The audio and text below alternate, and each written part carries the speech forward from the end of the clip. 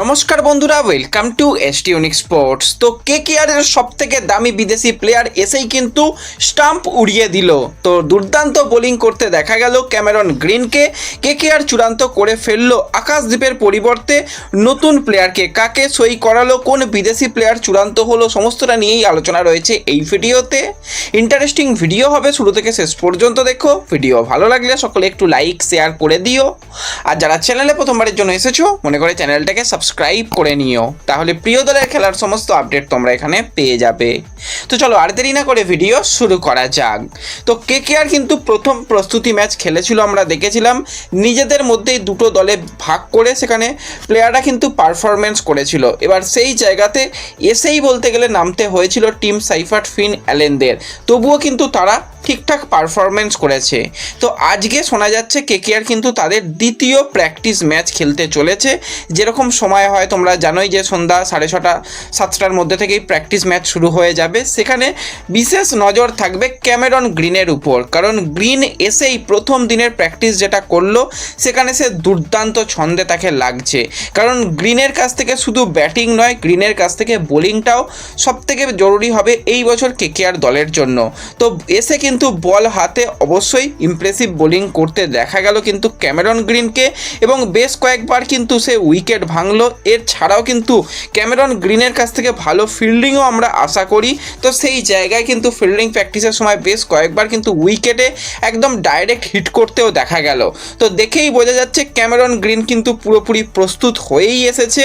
সে কিন্তু আগুন ঝরাতে পারে কেকেআরের জার্সি গায়ে। তো প্রথম দিনের প্র্যাকটিসে কিন্তু ক্যামেরন গ্রিনকে দেখে দুর্দান্ত লাগলো, এবং তার উচ্চতা রয়েছে। সে যদি ঠিকঠাকভাবে বল করতে পারে, কেকেআর দলের কিন্তু সমস্যার যে জায়গাটা কেকেআরের বোলিং দুর্বল হয়ে পড়েছে, সেই জায়গাটা কিন্তু সমাধান হয়ে যেতে চলেছে। তো ক্যামেরন গ্রিনের উপরও অবশ্যই নজর থাকবে যে সে কীরকম বোলিং করে, সে কীরকম ব্যাটিং করে, কারণ পারফেক্ট অলরাউন্ডার হিসাবে এই দলে ক্যামেরন গ্রিনই রয়েছে, যে কিন্তু বলতে গেলে রাসেলের একদম রিপ্লেসমেন্ট প্লেয়ার। কারণ রাসেল নেই, সেই জায়গাতে ম্যাচ ফিনিশারের দায়িত্বও কিন্তু ক্যামেরন গ্রিনের হাতে থাকবে, এবং বলেও কিন্তু গেম চেঞ্জার হওয়ার দায়িত্ব কিন্তু গ্রিনের উপর থাকবে।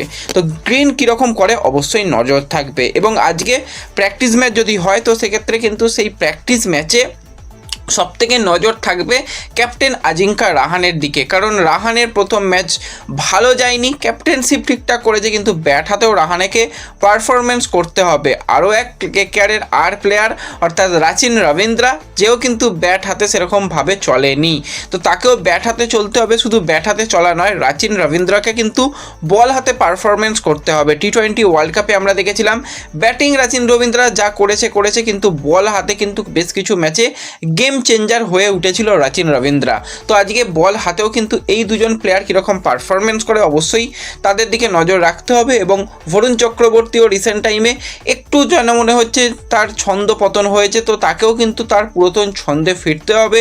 টি20 সেরা বোলার এবং সেরার মতনই কিন্তু করতে হবে।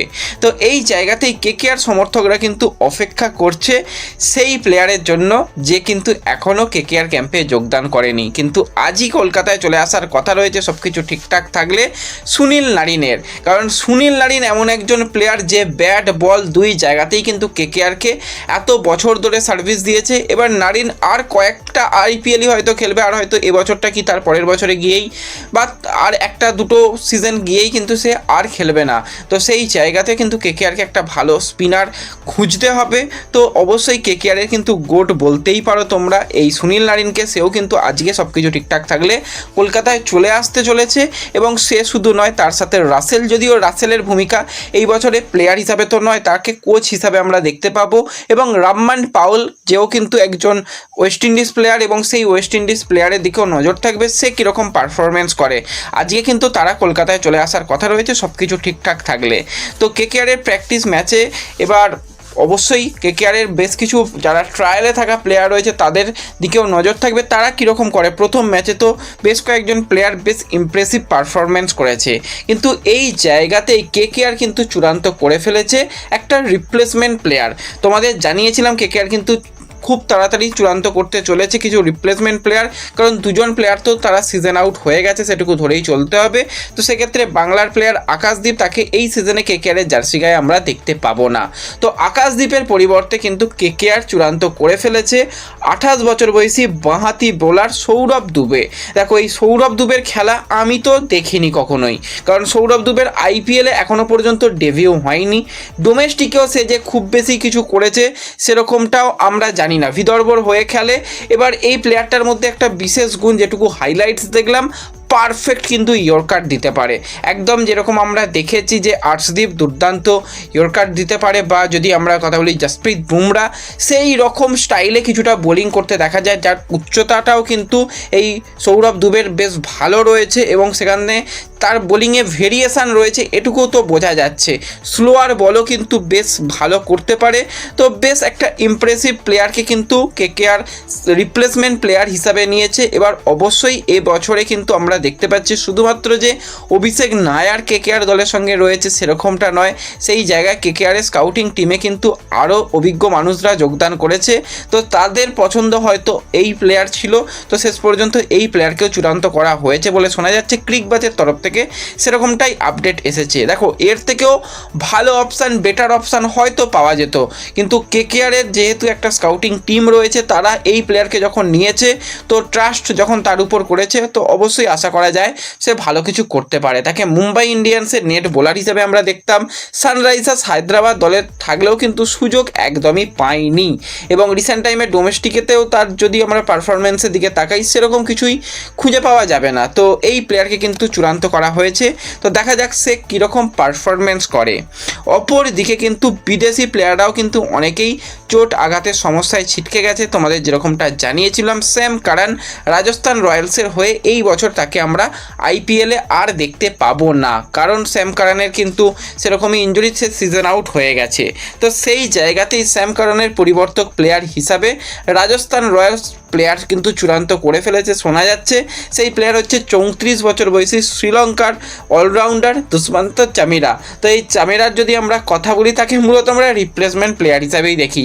কেকেআরেও এসেছিল রিপ্লেসমেন্ট প্লেয়ার হিসাবে, লখনৌ সুপার জায়েন্টসে 12টা ম্যাচে 9টা উইকেট নিয়েছিল। এছাড়া লাস্ট দিল্লিতে খেলছিল, সেখানেও কিন্তু তার 6 ম্যাচে 4টে উইকেট রয়েছে। শুধু যে বোলিং সেরকম নয়, ব্যাটও কিন্তু করতে পারে। এবার সেইভাবে কিন্তু আইপিএলে ব্যাটিং করার সুযোগ হয়নি, আর সেইভাবে পারফরমেন্সও করতে পারেনি। তো এই প্লেয়ারকে কিন্তু একটা রিপ্লেসমেন্ট প্লেয়ার হিসাবে রাজস্থান সাইন করিয়ে নিয়েছে, তো এটা কিন্তু একটা ইমপ্রেসিভ সাইন।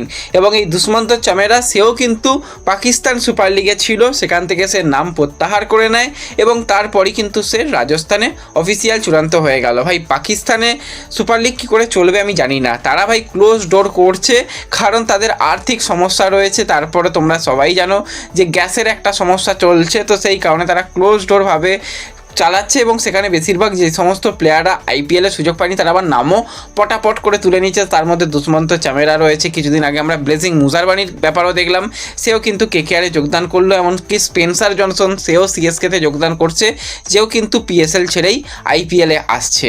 তো এই আপডেটগুলোই তোমাদের সঙ্গে এই ভিডিওতে শেয়ার করার ছিল। ভিডিও ভালো লাগলে লাইক শেয়ার করে দিও, চ্যানেলে প্রথমবারের জন্য এলে সাবস্ক্রাইব করে নিও। দেখা হবে পরবর্তী ভিডিওতে, ধন্যবাদ।